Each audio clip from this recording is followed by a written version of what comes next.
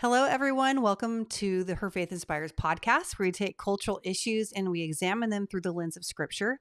I'm your host, Shanda Fulbright, and today we're going to talk about wisdom and folly. I'm currently going through a Bible study called The Way of Wisdom with Jen Wilkin and several other authors. And on my solo episode a few weeks ago, I talked about the standard I've set for myself. And that standard is, as long as it's possible for me, I want to outpace my kids in wisdom so that no matter how old they get, I am a constant source of wise counsel for them. So that begs the question, what is wisdom and how do I glean wisdom? And how do I listen to Lady Wisdom rather than Lady Folly? Because if you look at the book of Proverbs, you will see that there are two women that are competing for our attention, and that is Lady Wisdom and Lady Folly. I have learned so much just going through this study of Proverbs the last couple of weeks. And I've studied Proverbs multiple times, but that's how the Bible is, right? Like you can study a book over and over and over again. And because God's wisdom, he's an infinite being and he's the wisest being, then he's the source of all wisdom. So we are never going to outlearn or learn all that we need to in this life. That's just the way that it goes. So I can't wait to share that with you. Here are a few updates that I have coming down the pipeline. 75 Heart, Mind, Strength Challenge. It's a 75-day challenge. Some of you are already in it. I've had so many ladies just sign up already. And many of you have purchased the challenge journal. That's kind of like a companion to this challenge, where I feel like it'll help you with some self-accountability because you'll have it for daily check-ins and things. If you want to get it, you do not have to purchase it, but I do recommend it because myself and my niece is always assisting me. She's helped me put this together. And again, you have all the weekly workouts in that journal, although you will get them by email, but this will be like in hard copy. It has a daily checklist. Did I drink enough water? Did I do my exercise? Did I read my Bible today, my book reading, my chapter reading? It has the Bible questions where the emails will not get that. So you do have daily questions for all that you're reading, and then nutrition information, a few recipes in the back. This challenge encompasses the heart, mind, and body. Matthew 22:37. And what we do is, again, I have assigned reading through the book of John, but I also have a book that we're going to read by Jen Wilkin called None Like Him, and it's complementary to the Gospel of John. I read it over the summer. I love it. I love the way Jen Wilkin writes.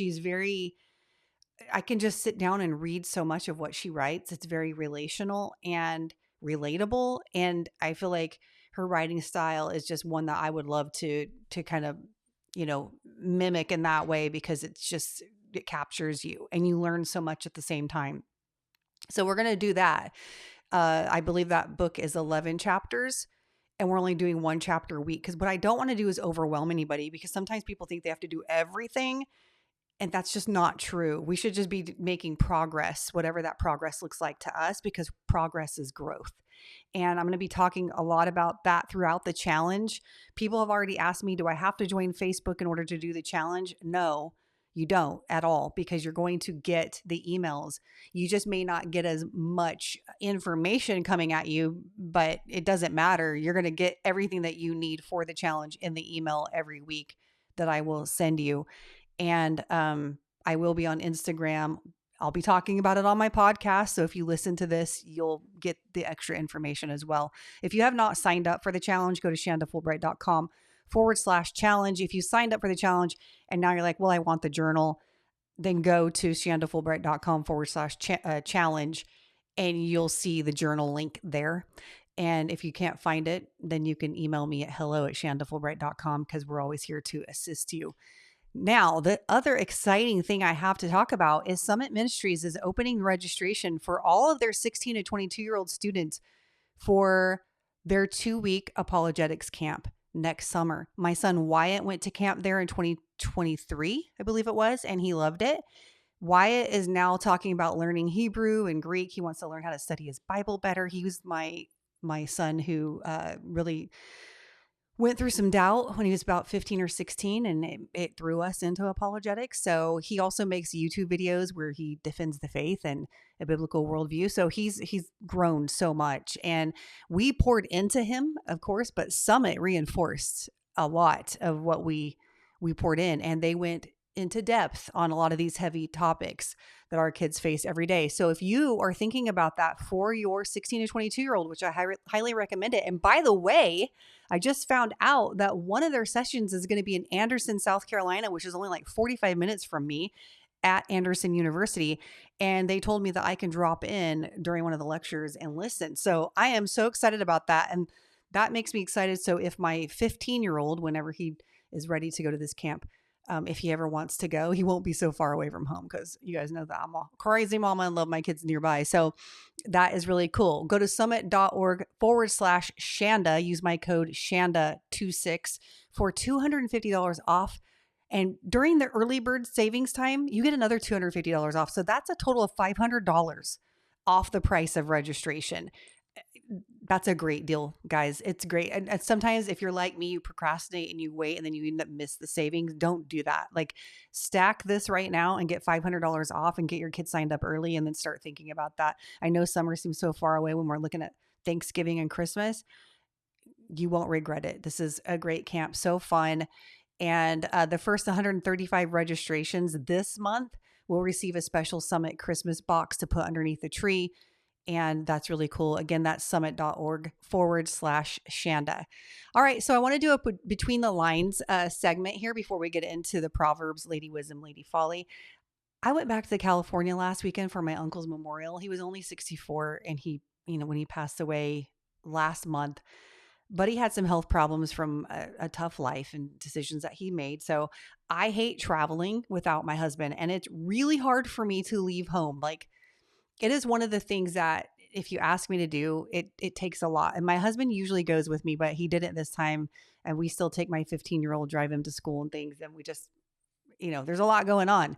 And so I went. And just to let you know how bad it is for me in homesickness, I used to get super homesick when I was like a kid. And then the last time I remember getting homesick was when I was 15. I just wouldn't go with my high school for a weekend trip. I was at my friend's house. We were about to go, and I called my mom, like, I can't do it. And she had to come and get me. But after that, my sister was old enough. She started high school 2 years later. And so we started going together on these trips. So I went because, she was with me. It's a thing. And I hate it because it makes me not want to go do like traveling. If you said, hey, do you want to travel here? I will. Like, I'll go speak at conferences and I'll travel to them. Full disclosure. My husband, like I said, usually goes with me. But it always sounds like, oh, that's 6 months away. That's 3 months away. Then you come up on 2 weeks. I'm like, oh my gosh, I'm getting anxious. Then I start packing my bags. I'm like, oh my gosh, like, I just want to stay home and bake some scones and drink my lattes and stay in my house. But every time I do, I love it. It just doesn't get easier. I have a couple of friends in apologetics who do the same thing. And they're like, yeah, it's really hard. There's a couple of them that get like traveling anxiety. I've always done it. And I don't know if it's going to be the thorn in my side, like I'm thinking that it might be. But anywho, going back to California, I'm going down this rabbit trail. But I'm getting ready to go to California, and then you have the government shutdown. So I was like, we're probably not going to go. They're going to cancel it. Flights are getting canceled everywhere. Well, then the government opens up on Monday. It was smooth travel day Friday. It was a smooth travel day on the way back home Monday. But I told myself, okay, should you go? Why would? But then if I canceled it, I would have lost the money. I made myself do it. I'm trying to push myself beyond my comfort zone. And my philosophy is this. My cousins lost their dad. He was my uncle. I was actually born on his birthday. So we shared a birthday together, and we always had that special thing between us. But they lost their dad. And I was telling my son, was like, why? One of my boys was like, why do you need to go? Because, he's already gone. And what do you need to go for? And I said, because I'm not going for the dead. I'm going for the living. I look at it this way. If I do my podcast and I teach and I reach out to people that I don't even know their faces sometimes, and I'm teaching online and sharing Jesus, how much more should I invest in the lives of those I call family, those who are my family? So it was important to them that I go, and it was important that I placed that pressure on myself to go, and I did. And I stayed with my best friend and her family for the first 2 nights, and then I stayed with my parents and my brother and sister-in-law the third night because we had to get up early and come back home. But I ate all the Mexican food. I ate in and out. I went to donut stores because, believe it or not, in South Carolina, they like Dunkin' Donuts. And I'm like, "Bleh." I can't do it. I want a mom and pop donut store that has like good glazed donuts, good crumb donuts. So I ate 3 of them, I think, that weekend. And then my favorite coffee shop in the valley. So it was a good time, but I could not wait to get back home. I realized by going back to California that it's not my home anymore. And sometimes when you're away from it, you kind of glamorize it a little bit because you're like, yeah, I miss this food and I miss going here and I miss these traditions that we had. And they're all great. And I'm not going to knock them because I was raised there, for most of my life at this point. And honestly, I don't know that I'll live as long in South Carolina because I don't know that I have that much life left, to be honest with you. So I will probably have lived longer in California than anywhere else in my life once it's all said and done. But it's not my home anymore. And it really did feel that way. And there are times that, like I said, I miss it and I miss the life that we had over there because my boys grew up there. But South Carolina is now my home and I love being here. And it's only been 4 years since I left, and it was an adjustment at first, but in just 4 years, we've had a lot of life here in South Carolina. I have friends here that I love and they're quality, great friends. My son met his wife here. We have a great church family. We all live together on the same property. My parents, my in-laws, my brother and nieces. My sister lives 10 minutes away. I mean, we're very blessed to all be together. And not to mention, South Carolina is beautiful. Like, I'm over in the plane coming in on Monday and I look down and it's just green everywhere, green trees and rivers. And I'm just like, oh my gosh, California has its good things, it's good food, but it no longer compares to my home now in Greenville. And I'm thankful the Lord has shown me that. And for as many times as I get to go back to California, it'll be nice to see people, but it's nice to come home. And if any of you ever consider a huge life change, such as moving across the country or anything else, I want to give you some tips because I've learned a lot about that and what that looks like. And there was a lot of anxiety in the preparation to move, and the reasons why we moved were all mostly like ideological, what our family was going through during COVID. And I knew once it opened up and got normal, we wouldn't want to move because I didn't want to move. I didn't move because California is not beautiful and it's not fun or anything like that. I moved because of political reasons and because, issues of not being able to go to church for a year and things. Now those things don't exist over there at the moment. So when you're comfortable, you don't think about leaving. But we had our reasons. So you got to know your why. Your why, if it's strong enough, it'll anchor you. If your why is bigger than your comfort, you'll make it when you do move. If it's not, you will choose comfort over the change that you desire. Trust me. I've seen people come over here and try to move, and it's uncomfortable because it's not familiar, and they go back. There's been a couple family members who have gone back. All change takes time to adjust to, all of it. But the bigger the change, the longer the adjustment. And that's okay. You just have to give yourself time to adjust. You have to know that there may be some sadness in the process of trying to change, to adjust to something new, and sadness of what you left because what's new, what you moved to isn't going to be familiar for a while. But that's okay. Give yourself time to adjust, knowing that that's what's going to take place. My brother asked me the other day, he's like, when we moved to South Carolina, when was the time you thought about going back to California? I'm like, I never thought about going back to California. About 6 months in, I really missed our home and I missed the familiarity because we had problems with the house that we built and we had to move into a small house and remodel it. So I felt a little displaced. Nothing felt like home. But I never thought, let's go back to California. What I realized was if my family wasn't with me, we probably would have went back to California because my family, being close to family, is extremely important to us. So I realized that, but thank God they were with me. Finally, not everyone will celebrate your decision. What's right for you might not be right for everyone else. And you have to do what's best for you and your family. I don't try and convince people to move to South Carolina. Like, I'll be honest, I don't care if anybody comes to South Carolina. They can if they want to, and they better want to for themselves, not for me. My family and I had our reasons, and not everyone shares those same convictions. But let me tell you this, it was hard, and we had the guts to do it.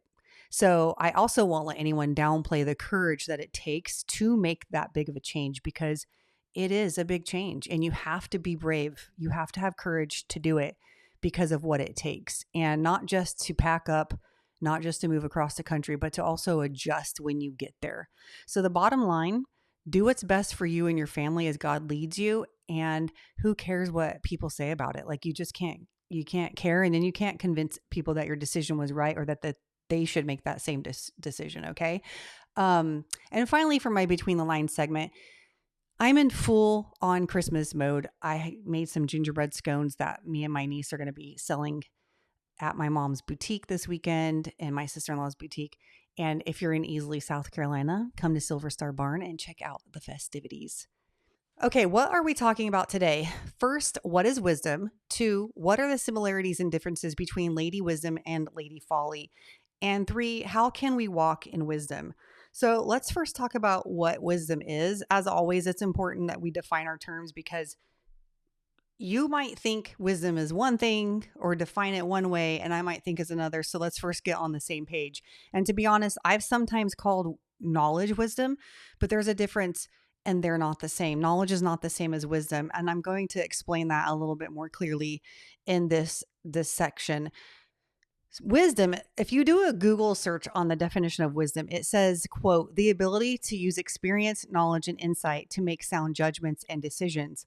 It involves understanding human nature, discerning what is true or right, and acting with empathy and ethical consideration.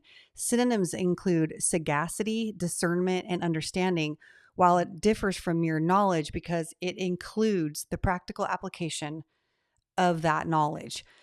Now, if you look back at this definition, Google's basically saying this is like a universal definition of wisdom, but it's saying discerning what is true or right. Now, there's an issue with that, because every worldview has a different answer for what is true or what is right, meaning morally right and wrong. So you're already going to have to define those things within wisdom. So I would say that's partially right. However, the Bible tells us that wisdom has a beginning, and its beginning is with God. And Google will eliminate God. The Google definition will eliminate God and try to just give a definition for wisdom and how everybody can have wisdom. The Bible says it begins with God. So what does that mean? Proverbs 9:10 says, the fear of the Lord is the beginning of wisdom. So while many people can claim to have wisdom, they must define wisdom God's way in order to walk the path of wisdom and have the same. Because if you have a path of wisdom, you have a start to wisdom and you have an end to wisdom, right? The path is just like the in between. But what's your starting point of that path? What is the end point of that path? What's the destination? So wisdom, the path of wisdom is one thing. When I think of a path, I think of this trail, but you have to think somebody started on that trail from somewhere, and they're walking a trail that has a destination. Where are they going to end up? So that's why it's important to define this term. So using God's definition as a starting point, I would define godly wisdom as knowing and understanding God and his word so that I choose to walk in his ways rather than my own. It's the ability to discern right from wrong based on God's objective truth and his unchanging moral standard. There is human wisdom and there's godly wisdom. To say human wisdom is sort of like an oxymoron, because human wisdom is folly to the one who doesn't care about the way of God or pleasing him. But Paul uses this terminology of human wisdom in 1 Corinthians 3:19 to make a point, showing that if you say if you're walking in human wisdom, you're just walking your own path. You're walking in your way that seems right. But Proverbs says there is a way that seems right to a man, but its end is death. So let's look at what wisdom is and what wisdom is not. And that's going to help refine our definition of wisdom. Wisdom's beginning, like we said, is the fear of the Lord. God is infinite and he's wise. Therefore, he is infinitely wise and is the source of wisdom. All truth is God's truth. So if someone believes something that is true and they walk in it, whether they give credit to God or not, they're claiming a truth determined by an infinite and all-knowing being. Wisdom is gleaned through instruction. Proverbs never encourages the young to learn by experience, because learning by experience is learning the hard way.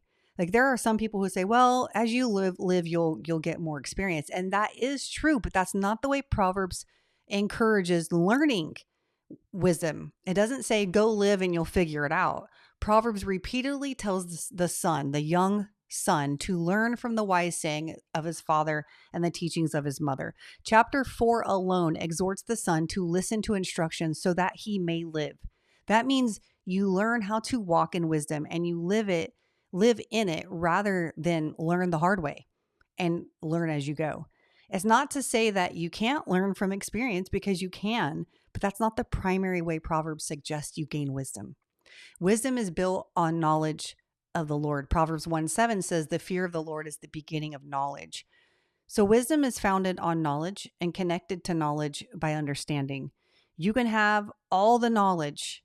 You can know all the facts. You can have data and statistics, but that doesn't mean you have wisdom. Many people know facts, but they can't interpret those facts. To interpret means to provide the meaning. So even when you think of it in terms of, like, maybe when you think of interpret, you're thinking of somebody interpreting one language from one language to another. For example, my major is deaf education. So we had to learn sign language. And then there were times when there were sign language interpreters in our classes. They were trying to take English and interpret it to somebody who's deaf by using sign language. So they were providing the meaning of this language from one person to another, providing the meaning. So there's communication, there's understanding. So wisdom is something that you seek because it's found in God's word. And since the Lord is wise and the Bible is his word, the Bible is the wisdom of God in words. And let me tell you, wisdom doesn't just come naturally. We're not born with wisdom. That's why Paul says in Romans 12:2 that we are to have a transformed mind. So what is the difference between knowledge, understanding, and wisdom?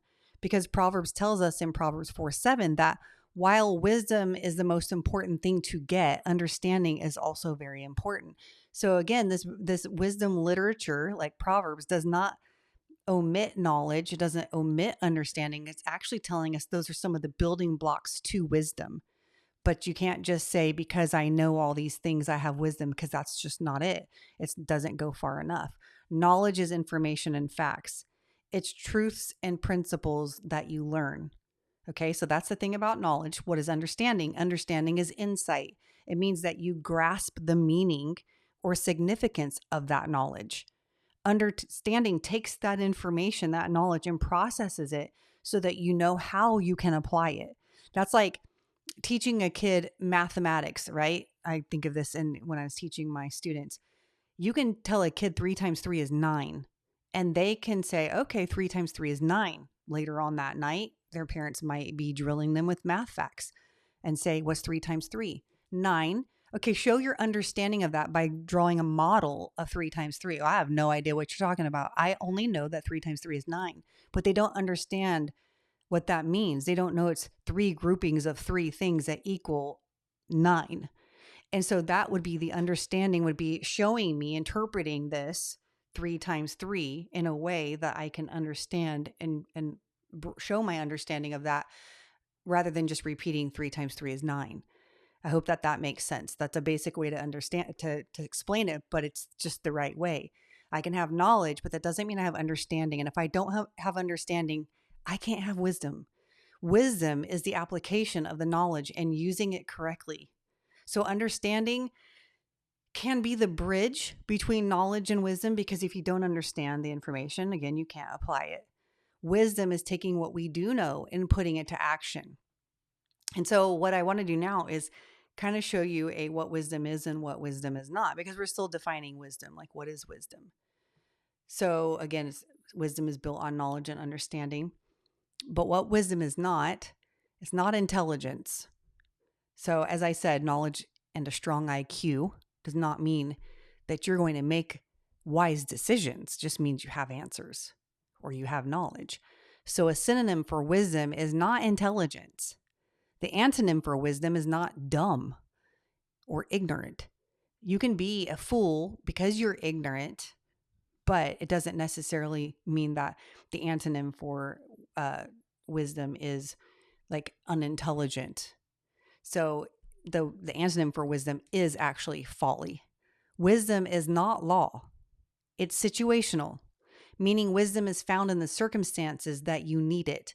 Just like I explained in the Between the Lines segment about me moving, we had to take the information about our state that we were in, look at it, look at other states in the US, compare it. So that was looking through knowledge and information to see how we would apply it. The application is to say, okay, this is what's happening in this state. This is what's happening in other states. That's the information. That's the knowledge. What is our next move? How do we apply this information? For our family, moving made sense. After sifting through the information, we had to make a wise decision about whether or not we would stay or go. But that doesn't mean everybody has to do that. It's situational. So as you can see, knowledge was first. Understanding of the information was vital to placing it in the categories of to move or not to move. What was right for us in that situation, because wisdom is situational, isn't right for everybody else. Because based on our circumstances, the wisdom to make this decision was necessary, but that might not be the case for all people. That's why it's not law. Okay, what we do, and my parents would sometimes do, I can't believe those people are going to stay in California and blah, blah, blah. Well, who says they have to leave? They don't have to. Like, they can stay there.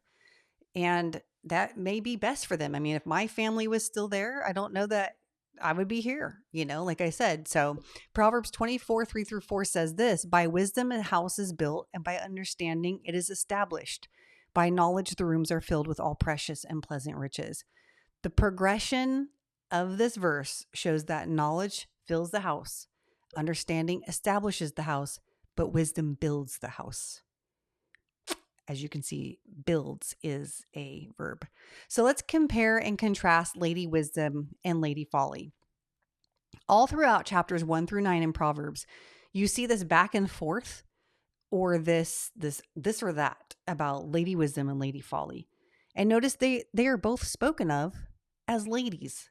Now, this is poetry and wisdom literature, so it's all going to be colorful imagery, metaphors, very symbolic. So when people say, do you take the Bible literally? You say where it's meant to be taken literally.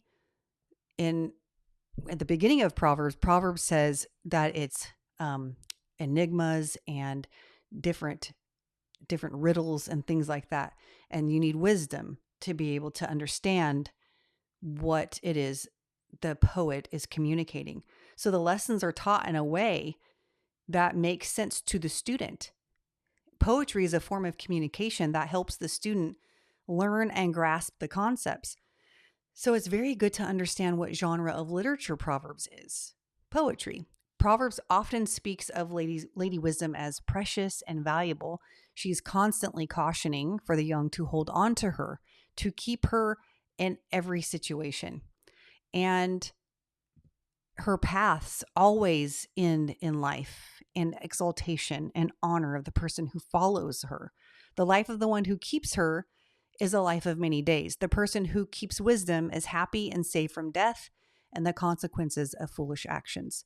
And I love the verses in 8:2-3 of Proverbs. It says, at the heights overlooking the road, at the crossroads, she takes her stand. Beside the gates leading into the city, at the main entrance, she cries out. That's where Lady Wisdom is placed. She overlooks the road, the beginning of the path. She takes her stand there, and she's beside the gates leading into the city at the main entrance. And that's where she's crying out. And a few years ago, my husband studied Proverbs and he was really excited about it. He loves this book as well. And he told me that Lady Wisdom is on the street corners and she cries out in every situation.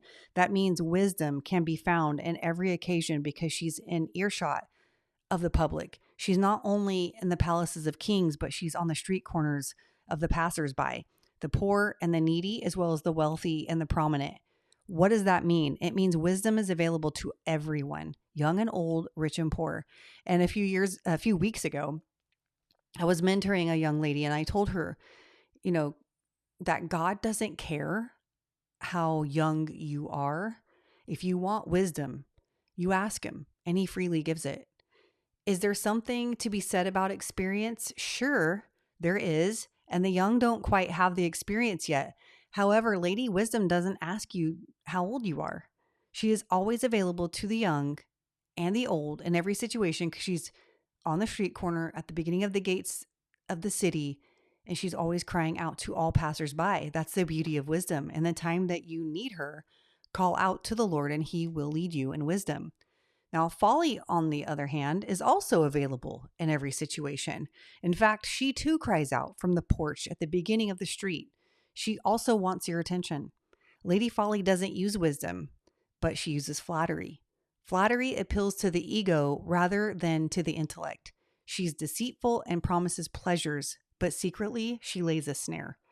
Proverbs warns that all who turn into Lady Folly are going to the slaughter and they don't even know it because her path ends in death. Lady Folly makes promises such as luxury, secrecy. I mean, have you ever heard the Vegas motto, what happens in Vegas stays in Vegas? I'm sure Lady Folly came up with that one.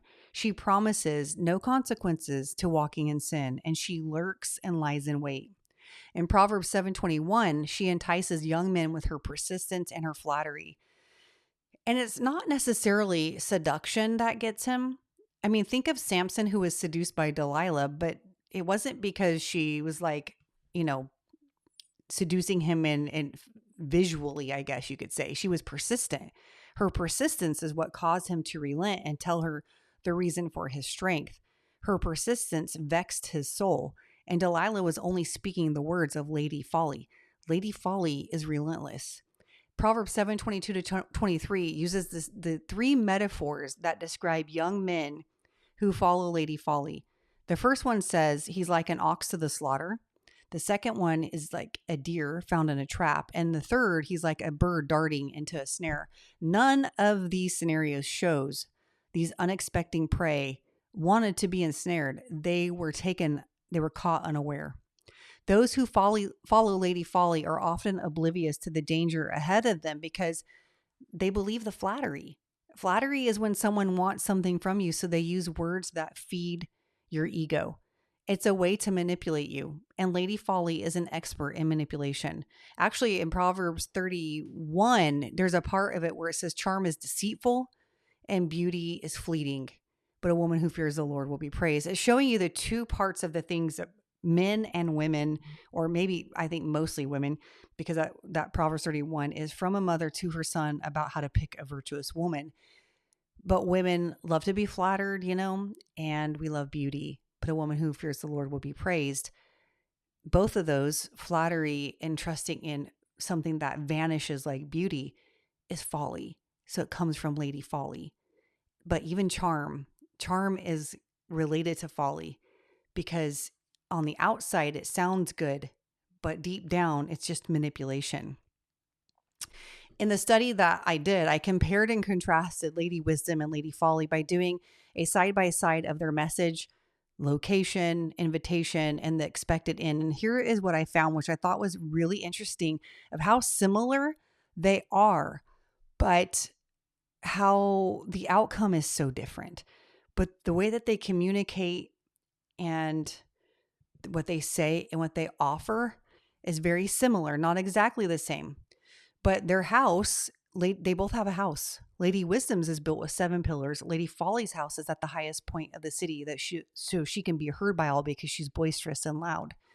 They both offer a meal. Lady Wisdom offers meat, bread, and wine.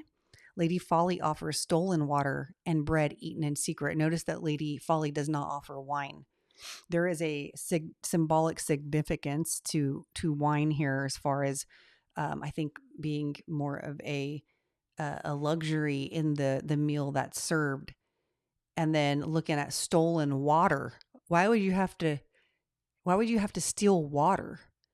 And bread eaten in secret, which Lady Wisdom offers meat, which is more of a substance of satisfactory food. Then look at their place of where they are proclaiming to come. Lady Wisdom is at the highest point of the city.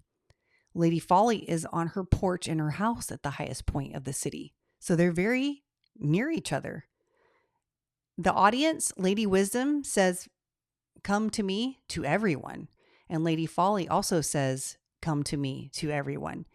To the invitation, Lady Wisdom says, to those who are inexperienced and lack wisdom, I'm inviting you. Lady Folly also invites the inexperienced and the one who lacks sense. The response required to Lady Wisdom, she says, you have to enter, you have to come, you have to leave inexperience and pursue understanding. And Lady Folly just says, enter. The consequences of ignoring Lady Wisdom, you will die. You will be ensnared. And the consequence of ignoring Lady Folly, you'll be wiser and you'll live. The eventual end to Lady Wisdom is many days. The eventual end to Lady Folly is death. And it says Sheol, Sheol in some parts of Proverbs. So the question is, how do we as ladies walk in wisdom? To be honest with you, wisdom must be pursued. You have to pursue it. You have to want it. When you pursue wisdom, you have to be humble because you acknowledge that you don't know. You just don't have the right way. You don't have it figured out. You acknowledge that you lack. In fact, those who seek wisdom understand their finitude.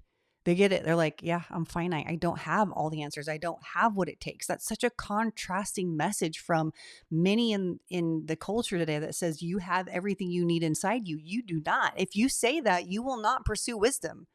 And as women, we must be wise because you will not seek if you think you have what it takes.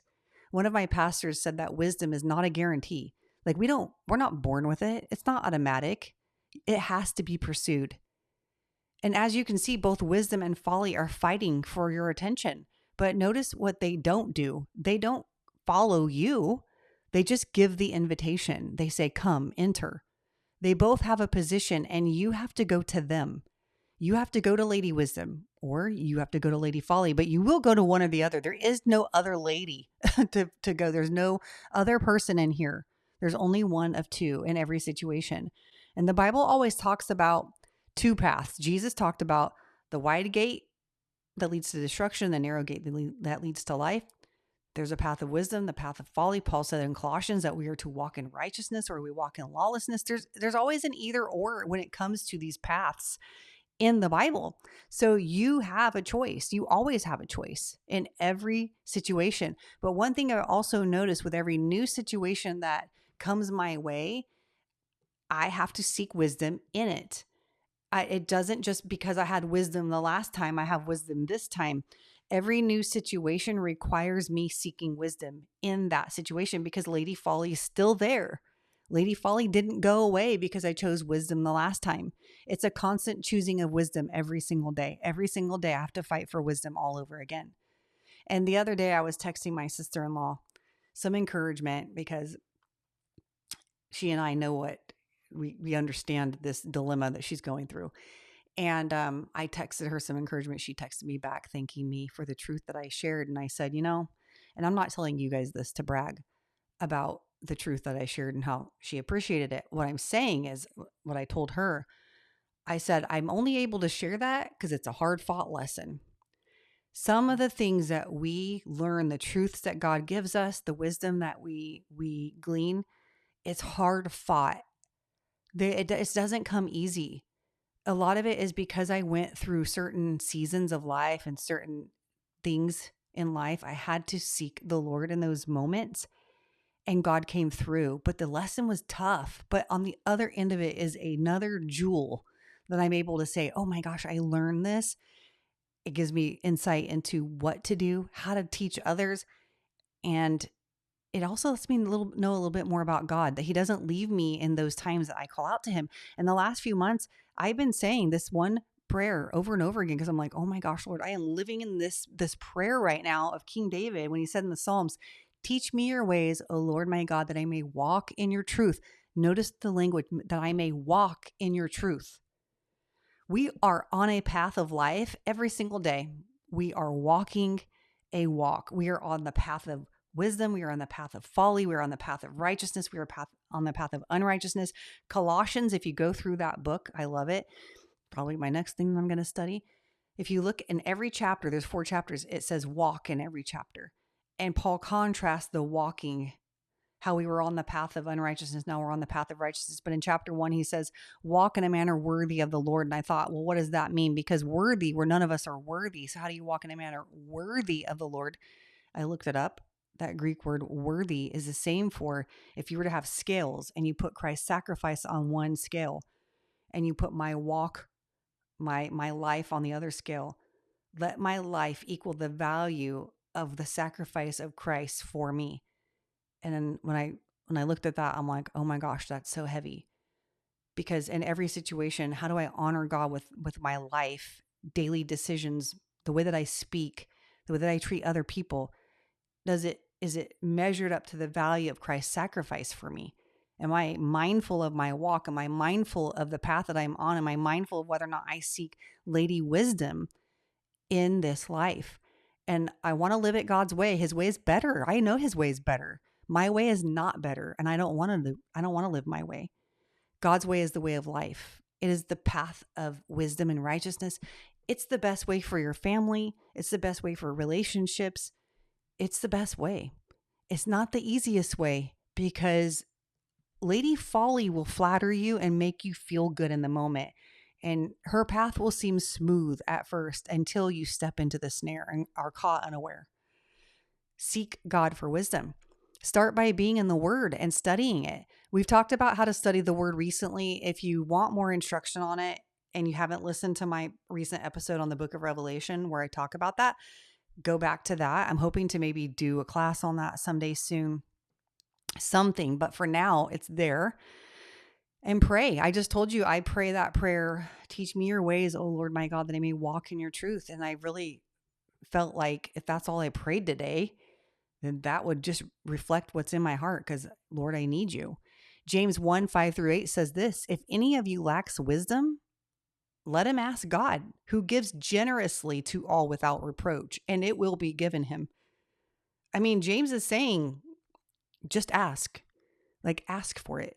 But let him ask in faith with no doubting, for the one who doubts is like a wave of the sea that is driven and tossed by the wind. For that person must not suppose that he will receive anything from the Lord. He is a double-minded man, unstable in all his ways. Go to God and ask him for wisdom, and don't doubt, oh God, will you give it to me? Oh, I don't think that you will, or I'm just going to ask because Shanda said. No, don't do that. I mean, ask for it, but pursue it. Asking is one thing, pursuing is another. Pursuing is a whole other level. Digging through the Word and seeking out wise counsel is another one, which brings me to me closing up this episode. Ladies, especially you older ladies, your wisdom is needed. The older should be wiser. You should be wiser because you've had more time to live and glean wisdom. Do not take yourself out of the mentorship role. We have to get back to a Titus 2 way of living in the body of Christ. More young men are turning to Christianity these days, statistically showing, while more young women are turning away from it. Feminism has crept into the church and has taken captive the young women who think feminism vouches for their value. And that's a lie from Lady Folly. I believe that if we pursued wisdom and we invested into the younger ladies, we would see a change in our culture. And to the young ladies who listen, don't count yourself out. I mean, you can't say because I'm young, I don't have wisdom. You don't get an out for that. I'm going to tell you the same thing I told the young lady a few weeks ago. You are young. Yes, you don't have a lot of experience yet, but you will. But wisdom doesn't require experience. It requires a humble spirit that is eager to learn from wise counsel, godly instruction. Find a mentor in your church who can pass on wisdom to you. Look for wisdom in every circumstance, because I don't care what your circumstance is. Lady Wisdom is there crying out, saying, come, I got you. I can tell you how to get through this. She's in the midst of it. Well, Lady Wisdom is always available. I hope that this episode encouraged you. I love the book of Proverbs, and I love learning and seeking God for wisdom. May we all pursue it, because it is a valuable treasure that will not make you an ageless woman, but it will make you a timeless woman. If you have any questions for me, you can email me at hello@shandafulbright.com. If you enjoy the podcast, please leave a 5-star rating and review, as it helps get the podcast into the earbuds of others. And the Lord willing, I'll catch you on the next one.